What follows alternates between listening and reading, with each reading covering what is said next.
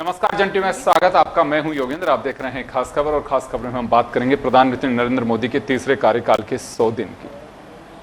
100 दिन के कार्यकाल को लेकर के और उनका जन्मदिन भी, उनको बहुत बहुत शुभकामनाएं।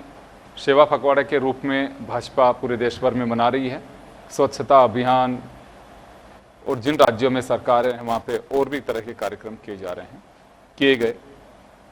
लेकिन बात 100 दिन की आती है जहाँ पे विपक्ष हमलावर हुआ और कहा कि बेरोजगारी के 100 दिन माने जानी चाहिए, और महंगाई पर चर्चा नहीं हुई। हालात बेकाबू होते जा रहे हैं। इसमें सरकार 100 दिन के अगर उत्साह मना रही है तो ये समझ से परे है। ये आरोप है विपक्ष का।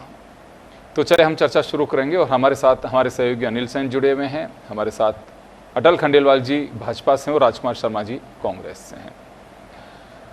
राजकुमार जी, आपके पास में आना चाहूँगा। सरकार का दावा है कि ये ऐतिहासिक पल है कि जब तीसरे कार्यकाल के 100 दिन कंप्लीट, और वो भी सफलतापूर्वक, जिसमें ये कहा जा सकता है कि कई सालों के काम 100 दिन में किए हैं। ये सरकार का और भाजपा का दावा है।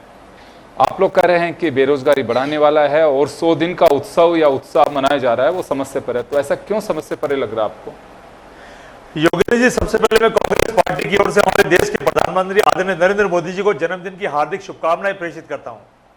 ईश्वर से प्रार्थना करता हूं वो स्वस्थ रहें, प्रसन्न रहें, और हिंदुस्तान को भी प्रसन्न और स्वस्थ रखें। जहां तक आप कह रहे हैं 100 दिन की बात, तो भारतीय जनता पार्टी ये तो बताए कि 100 दिन में कोई महान काम किए हो तो बताओ। और कांग्रेस पार्टी लगातार गिना रही है किसानों के हालात क्या है, नौजवानों के हालात क्या है, बेरोजगारों के हालात क्या है, महंगाई के हालात क्या है, आतंकवादियों के हालात क्या हैं, ट्रेनों के हालात क्या हैं। तो लगातार ये जो घटनाएं देश में बढ़ रही है, बलात्कार के मामले क्या हैं, बंगाल की घटना पूरे देश को नहीं पूरी दुनिया को हिला रही है। और जिस घटना ने देश के महामहिम राष्ट्रपति महोदय को हिला दिया, आप सोच सकते हैं योगेंद्र जी वो घटना कितनी खतरनाक होगी। लेकिन भारतीय जनता पार्टी के जून ही रेंगती है। मैं भारतीय जनता पार्टी को आपके चैनल पर निवेदन करना चाहता हूं, आज प्रधानमंत्री जी का जन्मदिन है। आप भी संकल्प लें कि जो तमाम वादे आपने राजस्थान की, हिंदुस्तान की जनता से किए थे, उन तमाम वादों पर हम खरे उतरेंगे। 15 लाख लाएंगे, अच्छे दिन लाएंगे, काला धन लाएंगे, किसानों की आय दुगनी करेंगे, 2 करोड़ लोगों को रोजगार देंगे। ये तमाम बातें जुमले बन के रह गई है और हिंदुस्तान के आम आदमी के दिमाग में बैठ गई है। और आजकल ये नया जुमला हो रहा है कि राहुल गांधी जी की हत्या करेंगे, राहुल गांधी की जीभ काटेंगे। मैं आपके चैनल पे भारतीय जनता पार्टी को कहना चाहता हूं, ये देश में ऐसा माहौल मत बनाइए। राजस्थान में अभी 3-4 दिन तक लगातार घटनाएं बढ़ रही है। कभी झंडे पे कोई और रंग चढ़ाया जा रहा है, कभी जुलूस पे पत्थरबाजी की जा रही है। ये जो माहौल आप बिगाड़ रहे हैं, मेरा आपसे निवेदन है, देश हम सबका है, सभी जातियों का, सभी धर्मों का इस पे अधिकार है। जितना कांग्रेस का अधिकार है उतना बीजेपी का भी है, अन्य दलों का भी है। लोग जमानतें ले लेके बाहर आ रहे हैं, आपको उल्टी मुंह की खानी पड़ रही है। सारी एजेंसियों को आप बिना बात बदनाम कर रहे हैं। ऐसे हर धर्मिता छोड़िए और आपका जन्मदिन इस सच्चाई के साथ मनाइए कि पूरा देश आपको शुभकामना दे, और जो आपने वादे किए थे उन वादों पे आप अतिशीघ्र खरे उतरे ताकि देश की तरक्की हो। तो अभी आपको लगता है 100 डेज में कोई वादा पूरा नहीं हुआ? आप बता दीजिए, कितनी आतंकवादी घटनाएं लगातार बढ़ रही है, रेल हादसे किस तरीके से बढ़ रहे हैं, पहले जवाब दिलवा, बलात्कार की घटनाएं किस तरीके से बढ़ रही है, पूरा जी। देश जानता है योगेंद्र जी, भारतीय जनता पार्टी भी जानती है। भारतीय जनता पार्टी दबी जुबान में बोल नहीं पाती है। चैनल के बाहर तो बोल देंगे अटल जी मेरे को, लेकिन चैनल पे बोलना मजबूरी है।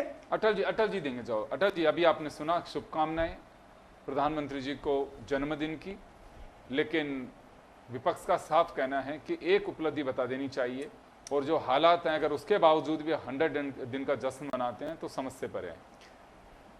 देखिए, सबसे पहले तो मैं राजकुमार जी को भी धन्यवाद दूंगा कि उन्होंने दिल से, हमारे माननीय प्रधानमंत्री जी और राष्ट्र को सर्वोपरि मानने वाले कर्मठ नेता हैं, वो आज भारत में ऐसे योगी पुरुष का जन्मदिन है, उनको हार्दिक शुभकामनाएं हम सभी की तरफ से।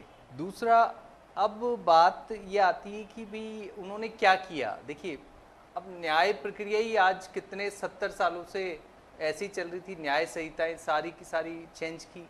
100 दिन के अंदर 15 लाख करोड़ की परियोजनाओं को उन्होंने मंजूरी दे दी। आप बताइए, ऐसा प्रधानमंत्री बताइए जिन्होंने अपना कमिटमेंट, देखिए चुनाव जब शुरू हो रहे थे तो अधिकारियों से बोला उन्होंने कि चुनाव तो नेताओं के होते हैं, अधिकारियों के थोड़ी होते हैं। आप 100 दिन की कार्य योजनाएं बनाइए, प्रधानमंत्री कोई भी हो, कोई तो आएगा, 100 दिन फटाफट से आप अपनी जितने भी डिपार्टमेंट से अपनी योजनाएं बताएं, कैसे काम करना है। ये उनका कमिटमेंट था देश के प्रति।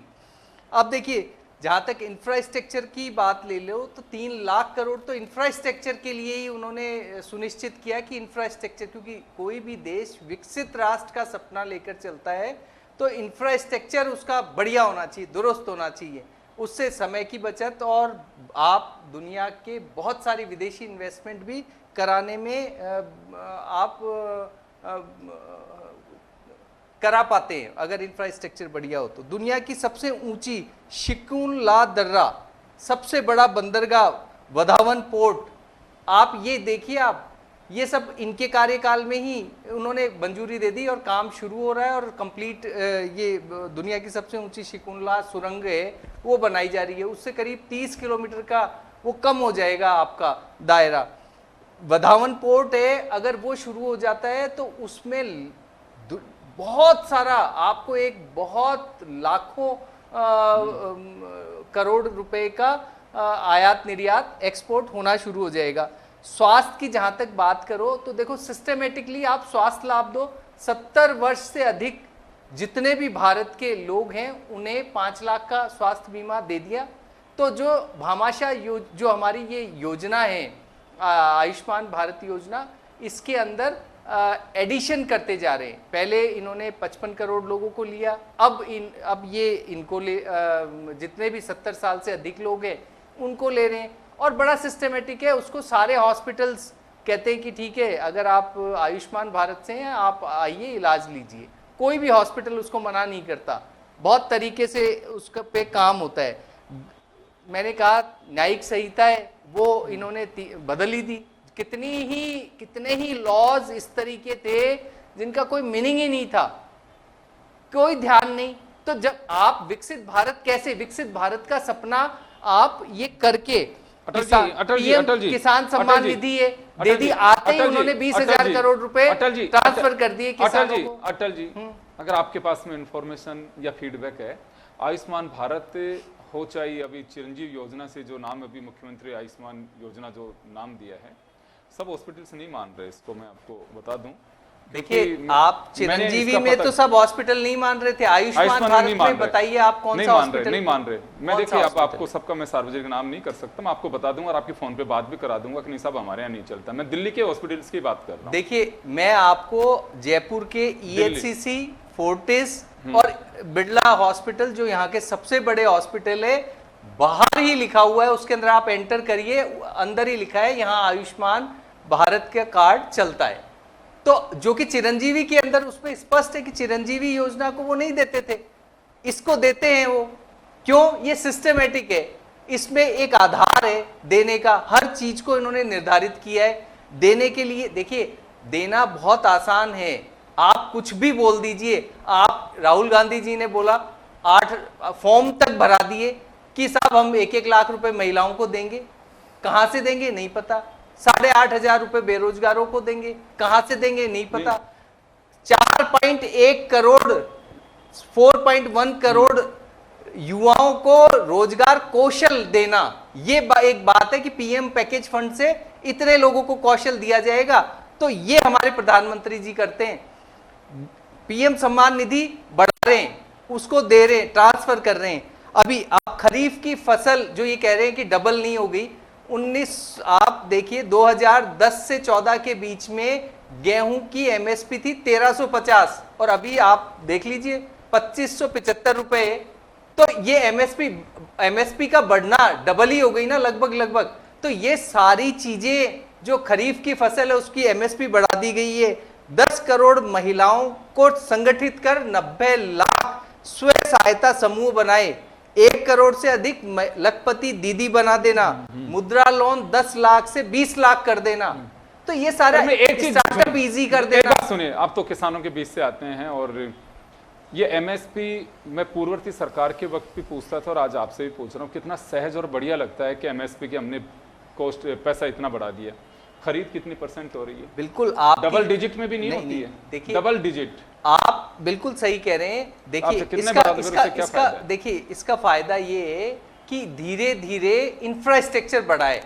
इंफ्रास्ट्रक्चर आप जो फसल रखेंगे कहाँ, उसके लिए इंफ्रास्ट्रक्चर चाहिए। इसी के लिए तो 3 लाख करोड़ इन्होंने सैंक्शन किए कि आप वेयर हाउस लाइए, वेयर हाउस को इंडस्ट्री का दर्जा दीजिए, जो हम दे रहे हैं। कि हम कह रहे हैं कि भी वेयर हाउस को हम इंडस्ट्री का दर्जा दे रहे हैं, जिससे वेयर हाउस बनेंगे उसमें ये सारी फसलें सुरक्षित रहेगी। वरना आप बहुत बार अखबारों में पढ़ते थे कि इतने की फसल खराब हो गई, पड़े पड़े ही खराब हो गई आउटसाइड में। देखिए मध्यम जो वर्ग है, प्रधानमंत्री आवास योजना में 4 करोड़ घर और बनना, तो ये क्या है। और जहां तक ये बेरोजगारी दर, बार बार कह रहे हैं बेरोजगारी दर, तो बेरोजगारी दर कितनी है? 4.7% महंगाई दर है। 2000 बेरोजगारी दर तो 2022-23 के अंदर 3.2 है और 20-21 के अंदर 4.2 थी। और अगर मैं इसको 2012 में 8.14 थी और 2014 में 7.98 है। ये श्रम और रोजगार एम्प्लॉयमेंट भारत सरकार का डेटा है, आप देख लीजिए साइट पे जाके। तो आपको लग रहा है मतलब बेरोजगारी काफी कम रह गई? मैं ये नहीं कह रहा, मैं ये कह रहा हूं, मेरा आंकड़ों के कहने हिसाब का से है तो कि ये नहीं, आंकड़ों के बेरोजगारी हिसाब से ये है कि बेरोजगारी दर कम करने में भारतीय जनता पार्टी कंटिन्यू इसकी और ध्यान है। हम लोगों की प्राथमिकताओं में से पहली प्राथमिकता है भारत की बेरोजगारी कम होती रहे। इसीलिए अभी बेरोजगारी दर 3.2 थी 22-23 के अंदर का आंकड़ा आपको बता रहा हूं। महंगाई दर 2012 और 14 के बीच 12.7% थी, अभी 4.7% है महंगाई दर। तो महंगाई भी कम होती जा रही है। आप आंकड़ों पे बात कीजिए, वेग स्टेटमेंट आप दोगे तो उसका तो कोई मीनिंग नहीं। वेग में विदेश नीति की विपक्ष, हाँ, मैं विपक्ष की बात कर रहा हूं। क्यों दर्शक देख रहे हैं कि मैं आपसे कमेंट कर रहा हूं? देखिए मैं आपका मतलब है विपक्ष जो भी हम पे आरोप लगा रहा है, तो मैं कह रहा हूं वेग स्टेटमेंट मत दीजिए, आप ठोस बात कीजिए। आप कभी बुलेट प्रूफ जैकेट तक नहीं दे पाते थे अपने सैनिकों को। आज भारत हमारे माननीय प्रधानमंत्री जी ने लीड ली और युद्ध सामग्री जबरदस्त बनाने लग गए, एयरक्राफ्ट बनाने लग गए, कितनी चीजें हम मिसाइलें वगैरह सब बनाई ना। और आप ये देखिए विदेश नीति भी देखिए, आज भारत का मान सम्मान गौरव ऐसे थोड़ी है। भारत जहां भी प्रधानमंत्री जी गए तो आप देखिए युद्धग्रस्त स्थितियों में भी रूस और यूक्रेन दोनों ने इनका सम्मान किया। रूस ने तो इनको इनफैक्ट सम्मानित भी किया। तो ऐसा है, आप विदेश में जाकर के जब सम्मान अर्जित करते हैं ना, और कोई गलत बात, ईरान ने आज गलत बात की तो हमने उसको विरोध दर्ज कराया कि आप अपने मामले में हमारे मामलों की फालतू में दखल अंदाजी ना करें, आप अपने मामलों में रहे। ये कहने की हिम्मत भारतीय जनता पार्टी की रही है। वापस आ रहा हूं अनिल, आपके पास में आना चाहूंगा मैं। वैसे तो खैर देखिए सरकारें चुनती हैं और चुनने के बाद उन्होंने अपना कार्यकाल पूरा करना होता है, लेकिन अब 1 महीना, 100 दिन, 6 महीने, 1 साल, 2 साल, 5 साल, ये ट्रेंड सा बन गया है। सरकार चाहे कोई कितनी भी मजबूत हो, लेकिन ढोल पीटने हर पार्टी और सरकारों की आदत से बन गए। हर गवर्नमेंट की स्थिति है ये। तो खैर जितने दिन है वो जश्न भी मनाइए, कहीं कोई बात नहीं है, लेकिन पब्लिक में किस तरह का मैसेज है?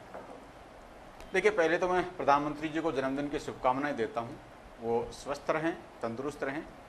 साथ ही जिस तरह से तीसरा टर्म यहाँ पर चल रहा है, 100 दिन की कार्य योजना बनाई गई है और ख़ासतौर से उपलब्धियाँ गिनाई भी जा रही हैं। सरकार किस तरह से चल रही है जनता के बीच में, अब मैसेज यही है। गठबंधन में जिस तरह का बंधन होता है, क्योंकि पब्लिक ये आम चर्चा करती है, पहलवान का अखाड़े में परफॉर्मेंस दिखाई देता है कि आखिरकार कौन सा पहलवान मजबूत है, और सरकारों का सदन के अंदर दिखाई देता है। पिछला ट्रैक रिकॉर्ड अगर देख लिया जाए, 4 साल में जितने बिल वापस नहीं हुए, तीसरी सरकार के जो कार्यकाल यहाँ पर चल रहा है 100 दिन का, लगभग 4 बिल थे जो कि पास नहीं हो पाए। तो ये एक आकलन शायद जनता के बीच में मैसेज का है कि अगर यहाँ पर भी स्पष्ट बहुमत होता, क्योंकि 2014 और 2019 का जो आंकड़ा था सरकार के पास में बहुमत का 300 प्लस का, वहाँ की परफॉर्मेंस एक अलग थी। प्रधानमंत्री नरेंद्र मोदी का वक्तव्य या फिर सदन के अंदर अगर विपक्ष पर हमलावर रुख देखा जाए तो वो एक अलग ओजस्वी भाषण कहीं ना कहीं नजर आता था। अब ये असर कहीं ना कहीं गठबंधन वाला है। हालांकि ये नहीं कहा जा सकता कि वो बंधनों में है, परफॉर्मेंस अच्छी है, अच्छी सरकार चला रहे हैं, योजनाओं की सौगात दे रहे हैं, किसानों को अच्छी सौगात वहां पर दी जा रही है, मध्यम वर्ग पर फोकस किया जा रहा है। लेकिन फिर भी जिस तरह की रफ्तार 10 साल में प्रधानमंत्री नरेंद्र मोदी जी की थी, जनता के बीच में चर्चा ये है कि शायद ये रफ्तार अब धीमी गठबंधन की सरकार की वजह से हुई है। यहां पर या तो प्रधानमंत्री नरेंद्र मोदी जी को कुछ और पावर यहां पर मिलती, या तो बीजेपी को स्पष्ट बहुमत मिलता, और गठबंधन जैसे एनडीए के जो सहयोगी हैं उनका सहयोग पिछले 2 सरकारों के तर्ज पर रहता, तो कुछ और बेहतर परफॉर्मेंस यहां पर हो सकती थी। यह जनता के बीच में कहीं ना कहीं आकलन है। लेकिन फिर भी पब्लिक उम्मीद कर रही है कि तीसरे कार्यकाल में भी जितनी सौगात 2 कार्यकाल में मिल पाई हैं और मिलेंगी, जनता हित के कुछ काम यहां पर होंगे। और खासतौर से महंगाई और बेरोजगारी की चर्चा भी है। कांग्रेस ने भले ही इसको मुद्दा यहां पर बनाया, लेकिन फिर भी जनता के बीच में चर्चा कि इसको लेकर भी कुछ कदम यहां पर उठाए जाएंगे। जिस तरह से किसानों को हितों को लेकर देखा गया, कुछ युवाओं को हितों को लेकर देखा गया, स्टार्टअप योजना यहां पर शुरू की गई है, तो इस पर अगर सरकार फोकस करे तो कुछ राहत जो है पब्लिक को उम्मीदों के अनुरूप ज्यादा यहां पर मिल सकती है। जी बिल्कुल। खैर देखिए, सरकार मजबूती और एक गठबंधन में बड़ा अंतर होता है, क्योंकि आप एक अंडर प्रेशर रहते हैं। कहने को बेशक आप चाहे कुछ भी कहें, लेकिन जो आप 14 और 19 में कर पाए उसमें कहीं ना कहीं कुछ पेचीदगियाँ हैं। 370 को हटाना एक बहुमत की वजह से ही वो कदम उठाया जा सका, अदरवाइज तो वक्फ बिल को जैसे जेपीसी के पास में भेजना पड़ा उसी तरह से हो सकता था। तो इसमें कहीं कोई डाउट नहीं है कि ये जो कार्यकाल है मोदी का, वो चुनौतियों और पेचीदगी भरे रहेगा, क्योंकि आप 2 बैसाखियों पे सवार हो।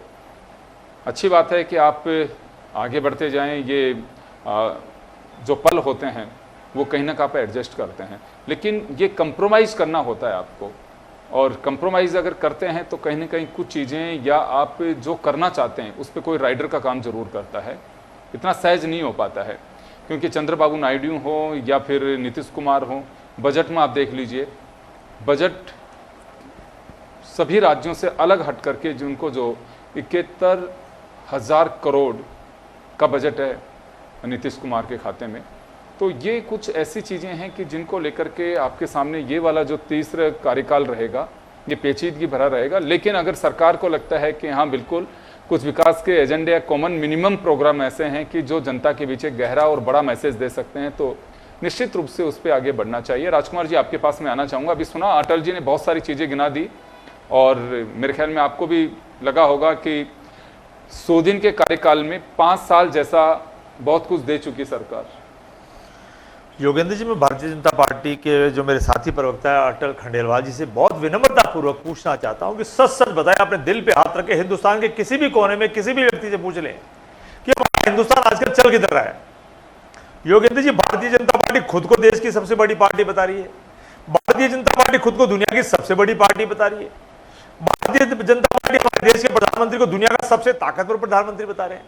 तो भैया, जब सब कुछ बड़ा बड़ा अच्छा है, तो फिर ये हिंदुस्तान में हो क्या है?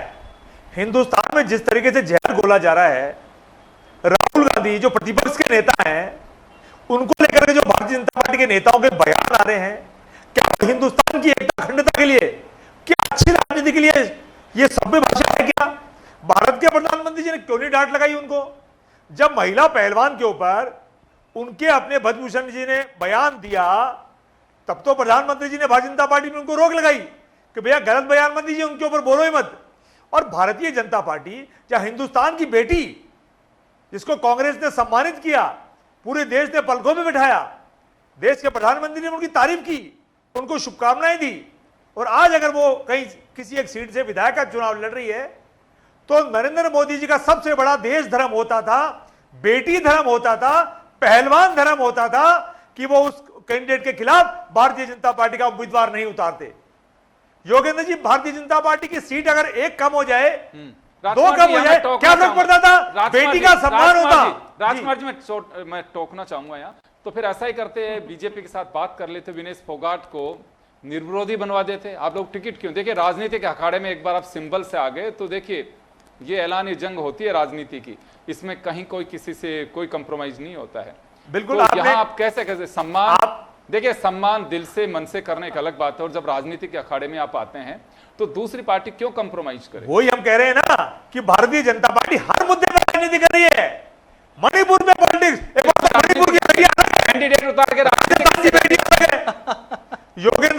मणिपुर की बेटी अलग है, राजस्थान की बेटी अलग है, बंगाल की बेटी अलग है, हरियाणा की बेटी अलग है, और हरियाणा में भी पहलवान की बेटी अलग है।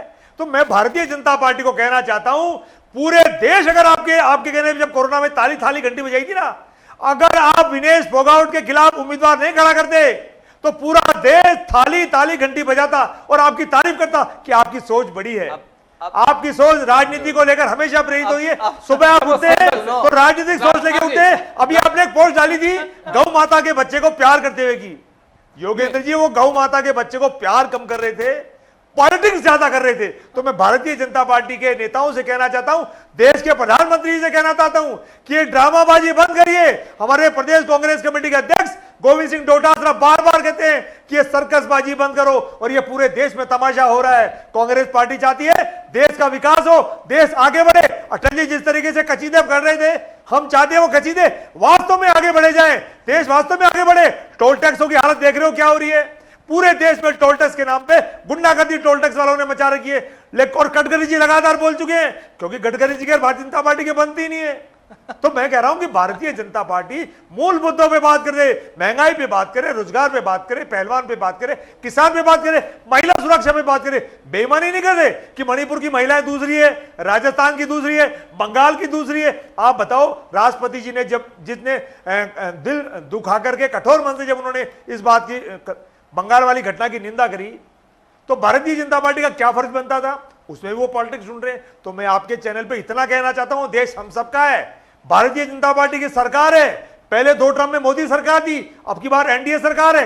आप जन्मदिन मनाइए, 100 दिन का पखवाड़ा मनाइए, हमारी शुभकामनाएं, लेकिन देश को असली चीज दीजिए जिससे देश वास्तव में तरक्की करे।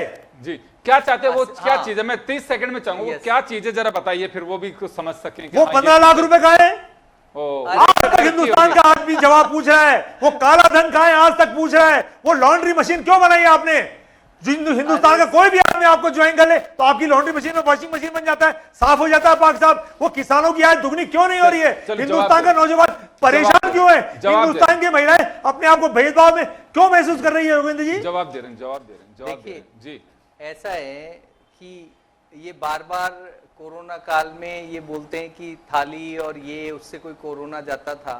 तो मैं इनसे पूछता हूँ कि चरखा घुमाने से क्या आजादी मिलती थी क्या? लेकिन ये लोगों को बांधने के तरीके होते हैं। उस काल को, उस कालखंड को निकालना, लोगों को साथ जोड़ना, वो उस बात को ये समझ ही नहीं पा रहे कि थाली घंटी ये कुछ नहीं। लोकसभा का चुनाव अपनी जगह है, और जो भी होता है लोकतंत्र के अंदर वो सर माथे हैं, चाहे पार्टियां कोई भी हो। ये देश तरीके से रहना चाहिए, ये देश तरक्की पे चलना चाहिए। ऐसा नहीं है कि आप यूरोप में जाओ और आपके राहुल गांधी जी इस देश की खंड मतलब किस तरीके से विखंडन की बातें करते हो और अलगाववादी ताकतों के साथ रहते हो। ये जाति धर्म पंथ में बांटना, ये क्या है? ये कि आप कहते हो कौन सा सरदार है? मैं यहाँ पूछता हूँ जिसको डर लगता है अपनी पगड़ी रखने से। अरे हमारा हिस्सा है, हमारा हिस्सा 2 पार्ट शरीर के कर दो तो एक हिंदू होगा तो एक सिख होगा। और हमारे इसी हिंदू धर्म के लिए सिखों ने दुनिया भर का रक्त बहाया है, और जितने भी ये अलगाववादी ताकतें और जितने भी बाहरी संकट आए उसमें वो हमारे साथ खड़े रहे। उनको आप लोग कह रहे हो वहां, और वो भी यहाँ की बात। अगर आपको कोई बात करनी है तो देश में करो, बाहर जाकर के आप इस तरीके की हरकतें करते हो। उससे होता क्या है कि जो अलगाववादी ताकतें, मंसूबे हैं जो थोड़े से पाले हुए हैं, उनको बल मिल जाता है। कनाडा में बैठा हुआ पन्नू जैसे लोग कहते हैं देखो विपक्ष का नेता भारत का ऐसी बातें करता है तो हम सही कह रहे थे। ये होता है। तो भारत की शक्ति को बढ़ाना, गौरव मान सम्मान को बढ़ाना, ये विपक्ष का जिम्मा होता है। उसकी बजाय उसको खंड खंड करना, केवल एक सत्ता के लिए। सत्ताएं आती जाती रहती है, इस सत्ता के लिए क्या देश को खो देंगे क्या? तो इतना सोचना समझना चाहिए। और अपने इसीलिए उनको क्यों पूरी देश की जनता जब भी उनका सम्मान करना चाहती है, वो अपने पपुया बयान न केवल इधर उधर पूरे विदेश में जाकर के, चाहे वो चाइना, यूरोप, कभी कहां चले जाएंगे, कभी क्या बातें कर लेंगे, ये सब नहीं करना चाहिए। क्या शब्दों का इस्तेमाल कर रहा हूं? पार्टी के पप्पू ये व्यक्ति प्रधानमंत्री के लिए कोई व्यक्ति तो उसका सम्मान दिल से होता है। जब कोई एक 8 साल का बच्चा वो जानता है देशभक्ति क्या होती है और किस तरीके से की जाती है, और वो जाकर के और गलगावती शक्तियों के साथ बैठ के और ऐसी निंदनीय बातें करता हो तो उसको क्या कहेंगे? हम यही शब्द कहेंगे। चलिए खैर, क्या लगता है अनिल, हम एजेंडा जो था वो कि 100 दिन पे कुछ बात हो पाएगी ना? अटल जी पूरी बात बता पा रहे हैं ना राजकुमार जी पूछ पा रहे हैं। एजेंडा केवल और केवल अपने जो ये क्या कहना चाहते हैं और ये क्या सुनना चाहते हैं, वो क्या कहना चाहते हैं और वो क्या सुनना चाहते हैं, सिर्फ इसी में उलझ करके रह गया। ठोस बातें लगता है कि हो पा रही हैं? देखिए, जिस तरह की डिबेट के हालात हैं वही 100 दिन में ज़्यादा देखने को मिले। अक्सर ये चर्चा लोकसभा चुनावों के बीच भी थी, जब प्रधानमंत्री नरेंद्र मोदी जी कहा करते थे कि 100 दिन की कार्य योजना का रोड मैप उनके पास में है। यानी तब आश्वस्त थे प्रधानमंत्री नरेंद्र मोदी कि वो आने वाली तीसरी जब सरकार बनेगी, जब वो प्रधानमंत्री बनेंगे तो सबसे पहले 100 दिन में कौन से कामकाज वहाँ पर करेंगे। लेकिन वो खुद जानते हैं कि जो रोड मैप बनाया, क्योंकि वो जो रोड मैप था वो सार्वजनिक नहीं हुआ, क्या क्या कुछ उसमें योजनाएं वहाँ पर लाने की कोशिश प्रधानमंत्री नरेंद्र मोदी जी की वहाँ पर की गई थी और क्या कुछ धरातल पर आया या नहीं आ पाया। लेकिन फिर भी राजनीति ज़्यादा होती है। अक्सर पार्टियां ये कहती है कि इस मुद्दे पर राजनीति नहीं होनी चाहिए, लेकिन फिर भी ये देखने में आता है कि एक दल दूसरे दल के घर के अंदर झांकता हुआ दिखाई दे रहा है, तो दूसरा दल इस तीसरे दल के घर के अंदर झांकता हुआ दिखाई दे रहा है। इन सब चीजों को अलग देखना होगा। राजनीतिक दल जिस तरह से कहते हैं कि वो एक मंच पर आना चाहते हैं, जनता का विकास चाहते हैं, देश विकसित हो, ये तस्वीर देखना चाहते हैं। जो तस्वीर जब सदन के अंदर हम देखते थे कि संसद दल का नेता चुन लिया जाता है, फिर एक साथ होते हैं, आसन पर अध्यक्ष को बैठाया जाता है, वो तमाम जो गरिमाएं होती हैं वो डिबेट में भी होनी चाहिए, सदन के अंदर भी होनी चाहिए, और जनता के जब मुद्दे उठे तो उस पर सहमति भी होनी चाहिए कि हाँ, इन मुद्दों से अगर सहमत होंगे हम, चाहे विपक्ष किसी भी तरह का हो या सत्ता पक्ष कुछ भी बिल वहां पर लेकर आया हो, तो उसके पक्ष में विपक्ष को भी होना चाहिए, एक आवाज बनना चाहिए। विपक्ष जनता की आवाज होता है, सत्ता पक्ष जो भी कुछ करता है वो जनता के लिए करता है। तो इन तमाम चीजों को देखना चाहिए विपक्ष को भी। लेकिन अक्सर ये देखने में आता है, 10 साल हो या 10 साल पहले की बात की जाए या फिर इन 100 दिनों की यहाँ पर बात की जाए, विकास के एजेंडे पर उतनी ही सीमित बातें होती हैं जितनी अक्सर होती हुई आई हैं। राजनीति अक्सर ज्यादा होती है, क्योंकि नेताओं को लगता है, राजनेताओं को लगता है कि राजनीति शायद इसी तरह से करने से उनकी राजनीति चमकेगी, जनता के बीच में पेट बनेगी, उनकी पार्टी आगे बढ़ेगी। ये तमाम जो चीजें हैं वो कहीं ना कहीं राजनेताओं को देखने में लगता है। लेकिन इससे परे हटकर अगर शुचिता रखेंगे राजनीति के अंदर, विपक्ष और सत्ता पक्ष, चुनाव होते हैं तब तक जरूर अपने मुद्दे जनता के बीच में रखने चाहिए। जब जनता फैसला कर चुकी हो कि हाँ, ये हमारा नेता होगा, हमें इस नेता के चेहरे पर विश्वास है, इनके विजन पर विश्वास है, तो फिर एकजुट होना चाहिए। विपक्ष सदन में जरूर विपक्ष की भूमिका निभाए, लेकिन मुद्दों पर और तमाम जनता के हित के मुद्दों पर वहां पर एकजुटता भी दिखानी चाहिए। जी खैर, चलिए 100 दिन सरकार के हैं और सरकार की मर्जी है कि वो जश्न मनाए, काम करे, जो भी कुछ पकौड़ा मनाना हो सब कुछ करिए, क्योंकि जन्मदिन के साथ में 100 दिन पूरे किए हैं मोदी जी ने। हालांकि एक दिन पहले 100 दिन पूरे हो गए और 1 नेशन 1 इलेक्शन की बात कही है अमित शाह ने। खैर, अब कितनी सफल हो पाती है, नहीं हो पाती है, क्योंकि इन्हीं के जो संगठक दल हैं अभी जो अलायंस में है, उन लोगों का भी विरोध है, और उस विरोध के चलते भी क्या हो पाएगा, एक बड़ी चुनौती होगी सरकार के सामने अगर ऐसा होता है तो। एक बात जरूर कहना चाहूँगा मैं, 100 दिन के जश्न के साथ साथ एक बेहतर होता है, क्योंकि पब्लिक के बीच की चर्चा है कि 100 दिन के रोड मैप की जिसकी तैयारी चुनाव के दरमियान कराई गई थी, उससे पहले अगर उसको पब्लिक के बीच रखा जाता है कि 100 दिन की प्लानिंग ये है, तो मुझे लगता है कि ये और सार्थकता रहती है कि हाँ, 100 डेज का जो प्लान था हमारा वो है ये। अब अगर यूँ कहा जाए कि देखिए 100 डेज के प्लान में वक्फ बिल भी था, 100 डेज के प्लान में नमो मेट्रो भी थी, तो अगर वो पहले रखी जाती तो मुझे लगता है कि और सार्थकता होती, क्योंकि ऐसी कई चीज़ें हैं जिनके उद्घाटन किए जो पब्लिक डोमेन में पहले से ही चल रही हैं। तो अब वो 100 डेज के प्लान में मानी जाएंगी कि पहले से मानी जाएंगी, एक अलग बात है। तो एक ये भी है कि 100 डेज के जश्न के साथ साथ एक सवाल भी खड़ा होता है कि प्लान कहाँ था, प्लान पहले बताया जाना चाहिए था तो और बेहतर होता। आप सभी के बहुत बहुत शुक्रिया आपको, और खास खबर में इतना ही। दीजिए इजाज़त, नमस्कार।